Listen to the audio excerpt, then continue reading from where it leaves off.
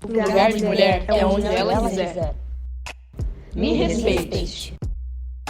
Eu quero, eu vou. Arquibancada, futebol. Lugar de mulher é no estádio. Eu sou torcedora.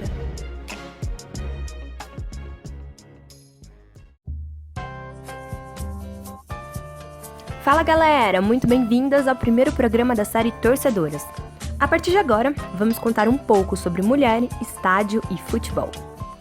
Depois de um longo período de pesquisas, descobrimos as verdades, os mitos e as histórias que existem na criação da palavra torcedora.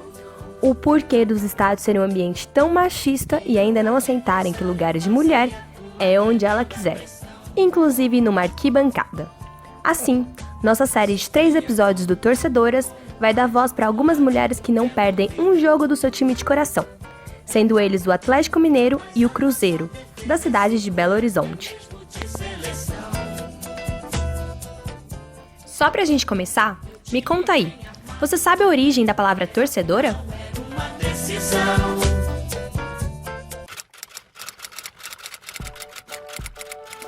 O futebol desembarcou no Brasil no início do século XX e com um sotaque muito britânico do Charles Miller. Não só o sotaque era inglês, mas as palavras usadas durante as partidas também eram. Algumas pessoas se incomodavam com esse fato e tinham aqueles que queriam transformar o futebol em bola-pé ou ludopédio, mas ainda bem que essa ideia não pegou. Enquanto isso, nas arquibancadas, antes de existir a torcida, existiam as torcedoras de futebol. As primeiras partidas oficiais da cidade de São Paulo foram realizadas no Velódromo, e o primeiro campeonato paulista foi disputado em 1902. As arquibancadas dos jogos estavam sempre cheias de cavalheiros, de senhoras e senhoritas. Os estádios eram lotados de pessoas educadas e elegantes. O esporte, até então, era alimentado pela alta sociedade endinheirada. Para praticar era preciso importar todo o material da Inglaterra, o que deixava a prática do futebol algo muito caro. Se dentro do campo apenas os homens ricos jogavam, fora das 4 linhas, só a elite assistia. As mulheres eram destaque entre os torcedores que lotavam as arquibancadas para assistirem ao belo esporte inglês.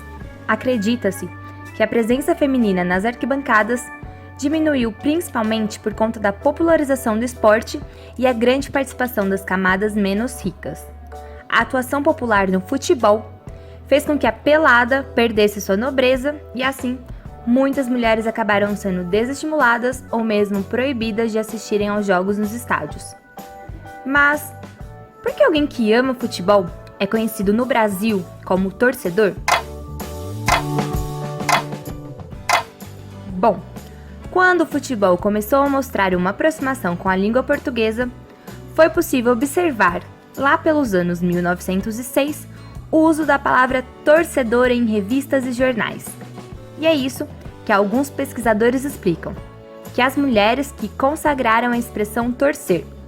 Bom, mas isso, no próximo episódio a gente termina de explicar direitinho. Para contar um pouco mais sobre o que é ser torcedora, entrevistamos a Leda Maria da Costa. Leda é doutora em literatura comparada pela Universidade Estadual do Rio de Janeiro e possui diversas pesquisas sobre estudos que relacionam as questões de gênero no esporte, histórias do esporte e práticas corporais, como, por exemplo, o futebol feminino e as representações das torcedoras na história do futebol. Eu acho que, antes de tudo, o que me define identitariamente é ser torcedora do Vasco. Independentemente do que eu faça como profissão, das minhas vinculações políticas, dos meus gostos artísticos, da minha profissão, que é professora, eu digo sempre que, antes de tudo, eu sou vascaína. É assim que eu me defino, eu tenho uma tatuagem do Vasco, né? Meu nome é Leda Maria da Costa, eu sou professora visitante da Faculdade de Comunicação da UERJ, sou pesquisadora do LEME, que é o Laboratório de Estudos em Mídia e Esporte. também da UERJ. Eu comecei a pesquisar futebol no meu doutorado, vendo a necessidade de conciliar algo que tomava muito meu cotidiano, né, que é o futebol, e a possibilidade de produzir academicamente conhecimento a partir desse fenômeno cultural que eu considero de grande relevância não só no Brasil, como em muitas partes do mundo. O Vasco é o meu grande amigo em situações diversas, desde as alegres até as tristes, né? Ultimamente não tem sido fácil ser vascaíno, nosso time não tá lá. Essas coisas, mas tá perto do Vasco, olhar a Cruz de Malta, ter a Cruz de Malta tatuada no meu ombro, é sempre uma alegria imensa. Eu adoro ver a camisa do Vasco assim quando eu passo na rua, ou ver alguém vestindo a camisa do Vasco. É uma alegria assim, difícil de descrever, uma sensação de conforto, de familiaridade, de pertencimento, assim, que não sei dizer como isso nasceu, como isso foi construído. Meu pai era vascaíno, mas não era um vascaíno como eu, assim, de assistir sempre os jogos, de ir a estádio, de ficar preocupada, de desmaiar, né? Eu já desmaiei pelo Vasco, por isso que eu tô falando isso. O Vasco ocupou um espaço muito importante na minha vida, sobretudo depois da morte do meu irmão. Fiquei muito abalada e foi o momento em que eu intensifiquei um pouco meu contato tanto com o futebol de modo geral, mas principalmente com o Vasco, e foi um momento muito gostoso de acompanhar. Foi em 89, o ano em que o time foi campeão brasileiro, o time tinha Bebeto, e eu lembro que eu ficava horas e horas ouvindo no rádio as notícias, as especulações em torno de idas e vindas de jogadores. Era um outro tempo do jornalismo esportivo de rádio também, que ajudou bastante a conformar essa minha memória afetiva com o futebol, e também me fez gostar de algo que eu estudo bastante, que é a questão do discurso do jornalismo esportivo em relação ao futebol. Mas o Vasco, ele é um amigo que me estendeu a mão num momento muito difícil. Eu comecei a frequentar os estádios muito tardiamente, né? Eu sempre gostei muito de ver futebol pela televisão, ainda gosto, eu adoro a televisão, uma outra paixão que eu tenho, mas demorei razoavelmente para os estádios. Acho que o fato de ser mulher foi um elemento que deve ser considerado nesse processo tardio de frequência aos estádios, porque não é muito fácil ser mulher numa cidade que é violenta, como o Rio de Janeiro, que dependendo de onde você mora, não é fácil chegar aos estádios, né? Às vezes parece que é muito fácil chegar aos estádios. Não é. Especificamente São Januário, ele é razoavelmente contramão. Fica longe do metrô, fica longe do trem, então ele exige também, às vezes, gastos financeiros maiores do que ir ao Maracanã, por exemplo, né? Que ocupa um lugar muito central aqui no Rio de Janeiro. Eu nasci no lugar periférico do Rio de Janeiro, né, um subúrbio, e demorei muito por conta disso, da distância, da falta de dinheiro, da falta de companhia, para começar a frequentar os estádios. Hoje eu frequento até sozinha, na verdade eu até prefiro ir sozinha, acho que é um momento assim só meu, embora eu esteja cercada de 20, 30 mil pessoas, mas é um momento assim que eu não tenho preocupação de eu estou sozinha, isso não é uma coisa hoje em dia relevante. Mas é uma outra etapa de amadurecimento, também de costume de estádios que eu ganhei. Lamento ter perdido momentos muito bons do Vasco, sobretudo o campeonato de 2001, ter perdido a Mercosul, aquela final incrível. Eu acho que se fosse hoje eu teria ido em ambas, tanto em São Paulo quanto aqui no Rio, mas naquele momento da minha vida não havia uma configuração ideal para eu poder exercer esse papel de torcedora, né? Hoje já é mais possível. Há uns 5 anos eu frequento bastante estádios, sobretudo o que eu poderia chamar dos estádios alternativos, né? Dos chamados clubes pequenos aqui do Rio. Eu tenho o sonho de conhecer o máximo possível de estádios no Brasil e no mundo. Acho que são locais de memória, locais que estão entranhados na cidade. Muitas vezes a gente nem percebe que tem um estádio, às vezes estádios históricos. Estão entranhados, mas não são um espaço como outro qualquer. Eu considero os estádios como uma espécie de elemento que conforma certas paisagens afetivas, né? Gosto muito do que a gente chama de estádio. Das novas arenas, nem tanto, né? Mas dos estádios, sobretudo os antigos, eu tenho um fascínio razoável. Para mim são lugares assim que abrigam momentos únicos. Então é muito comum a gente ir a um estádio e assistir um momento que só vai ter ali, só naquele momento. E depois não acontece novamente, né? Um gol feito, um gol perdido, uma grande defesa, seja lá o que for.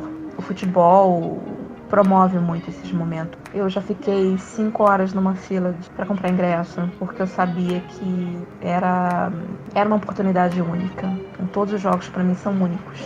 Então eu frequento sempre que posso, sempre que eu sinto que o Vasco precisa de mim. Porque eu acho que existe uma coisa no torcedor que faz dele ou dela um espectador diferente, né?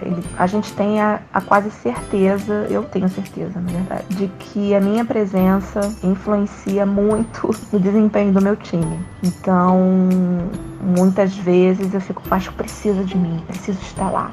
Se eu não for lá, isso vai atrapalhar demais o time, ele precisa de mim. E eu acho essa relação muito interessante. Talvez por isso ser torcedor seja uma coisa tão cativante, porque você se sente realmente participando daquele momento. Você se sente como alguém que é importante na configuração daquele fenômeno. Sem você, não existiria aquele momento. Isso na cabeça de muitos torcedores e torcedoras é uma coisa muito óbvia. Pode-se dizer que tem um enorme quê de fantasia, mas subjetivamente pra gente é muito, muito palpável, muito real. Adoro estádios. Por outro lado, os odeio também, isso é uma ambivalência. O futebol, historicamente, é muito anexado a certos padrões de masculinidade. Então, portanto, o futebol tem seus lastros machistas e os estádios ecoam o tempo inteiro demonstrações preconceituosas. Tivemos casos e ainda temos de racismo. O machismo continua de uma maneira assustadoramente naturalizada. Então também, se ao mesmo tempo eu tenho um fascínio muito grande por ir aos estádios e estar nele, por outro lado também eu tenho um certo cansaço e uma certa perturbação, assim, uma sensação de ficar perturbada em estar cercada de pessoas que aparentemente se sentem muito livres em lançar todos os preconceitos, seja para a torcida adversária, seja para algum jogador, jogadora, para a bandeirinha, para o juiz. Obviamente que xingamentos existem, mas os xingamentos que eu percebo no ambiente de futebol são de fundo machista, né? Isso para mim é muito evidente. Feminizar o adversário, chamar ele de mulherzinha, colocar a sexualidade dele em dúvida, chamar ele de gay, é uma forma de ofender. Então essa escolha não é arbitrária, essa escolha não é aleatória, essa escolha é fundada no machismo e na homofobia, pouquíssimo questionada, tanto pelos torcedores que gritam, quanto por grande parte da mídia esportiva. Acho que hoje em dia até a mídia esportiva tem se tornado mais sensível aí, que é bom, mas isso era tomado uma brincadeira, isso é coisa de torcedor, torcedora, não é só torcedor. São ofensas fundadas em estereótipos, em preconceitos que a gente cotidianamente fala, pensa, em conversas informais, comenta, e nos estádios de futebol ecoa em formato de música, de cântico, seja lá do que for. Então esse é um aspecto que me deixa eu me sinto muito oprimida também nos estádios, né? E o fato de ser mulher certamente duplica essa sensação de desconforto.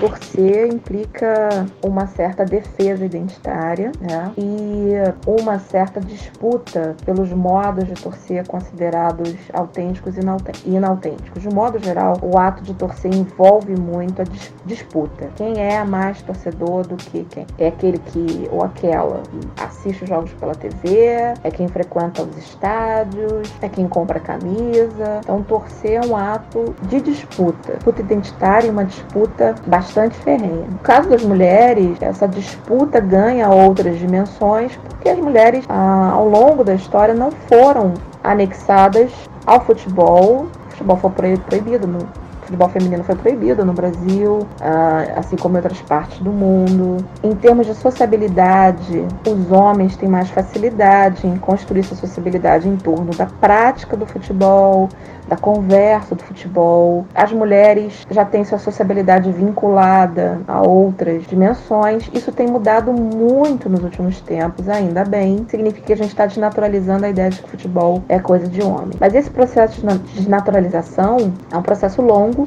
ao longo do qual a gente precisa desnaturalizar a ideia de que a mulher não gosta de futebol, não sabe as regras do futebol, portanto não entende e, portanto, não tem legitimidade para falar e torcer.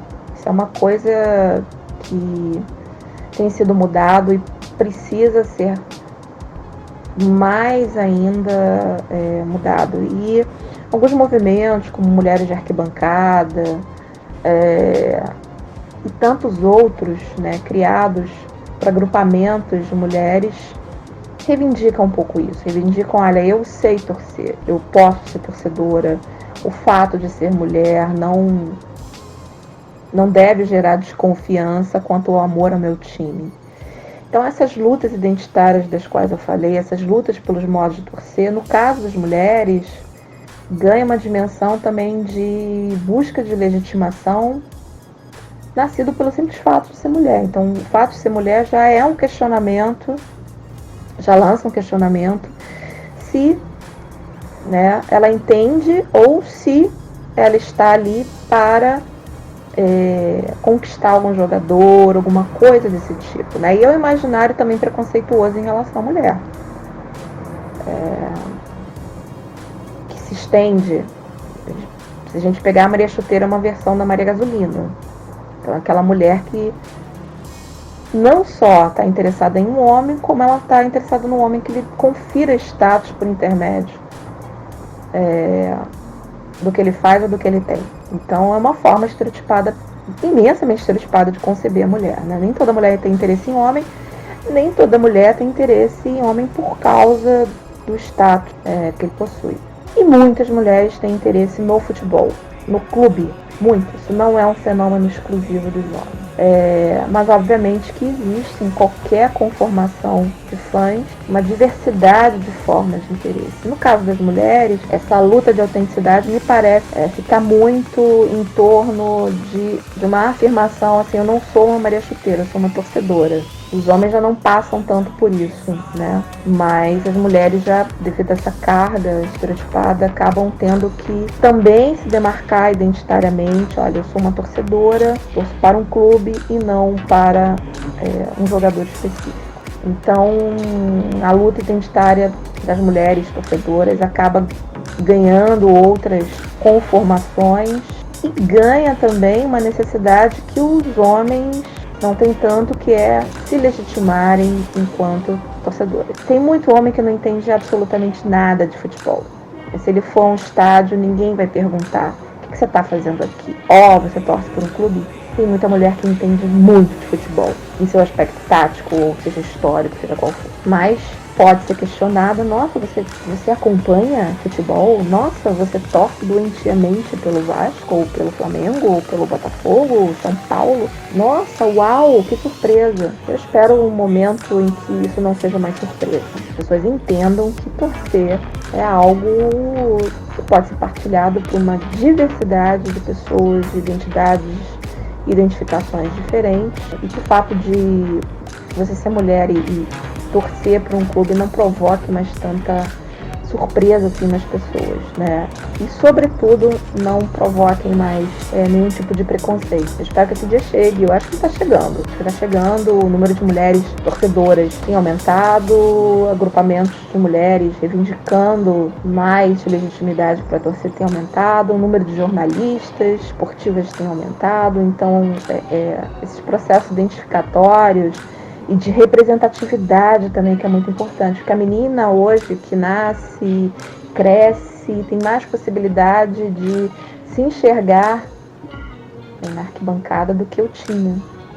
Ela vai ver mulheres também, ela vai entrar na internet, vai ver os movimentos de mulheres que querem também construir seus espaços como torcedoras, então vão se sentir mais representadas.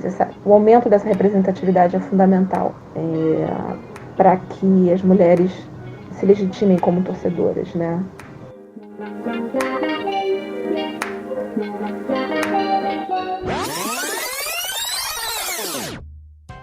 Essa busca por legitimação é algo muito chato para todas as mulheres. Por que não podemos ser simplesmente torcedoras? Uma mulher ter medo de ser desencorajada a frequentar um estádio de futebol é a coisa mais comum. Ao contrário disso, no início do esporte no Brasil, o futebol e todos os outros esportes de sucesso no país proporcionavam às mulheres a chance de se apresentarem e aparecerem em público. Como vieram de fora, os esportes trouxeram modos, hábitos e costumes que eram considerados modernos e assim foram adotados pela elite. E como não podiam praticar, as meninas frequentavam as arquibancadas dos jogos para manifestarem uma proximidade com o modelo contemporâneo de feminidade. Logo, se o futebol trouxe a oportunidade das mulheres de se apresentarem em locais públicos, a presença das senhoritas da alta sociedade transformava os jogos em um ambiente aristocrático, um lugar elegante e tranquilo, um esporte das famílias nobres. Para finalizar nosso primeiro programa, Cristina Mendes vai compartilhar com a gente uma parte da crônica Uma Partida de Futebol, publicada em 1919 e escrito por Lima Barreto. Nela, percebemos como a presença das mulheres eram valorizadas. Não há nada, portanto, nos nossos hábitos, fato mais agradável do que assistir a uma partida de bola a pé.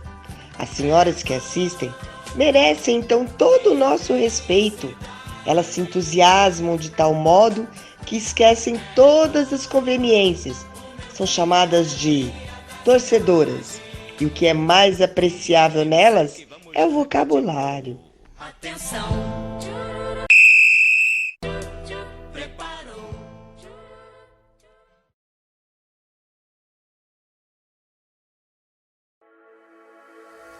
O radiodocumentário Torcedoras é resultado do trabalho de conclusão do curso de jornalismo da Universidade Federal de Ouro Preto, feito pela aluna Luísa Boareto, desenvolvido no primeiro semestre do ano de 2019, sob a supervisão do professor mestre Felipe Vieiro. Pesquisa, roteiro, produção e narração, Luísa Boareto. Entrevistadas, Leda Maria da Costa, Luciane Soares, Petra Fantini, Priscila Rei dos Anjos, Tassiane Louise. Com vozes de Bárbara Toriço, Gabriela Visiglia, Iris Jesus, Irlaia Lima, Isabela Duque, Maria Cristina Mendes, Maria Graciosa Lima, Maria Júlia Mesquita e Thaisa Bocardi. Muito obrigada pela audiência.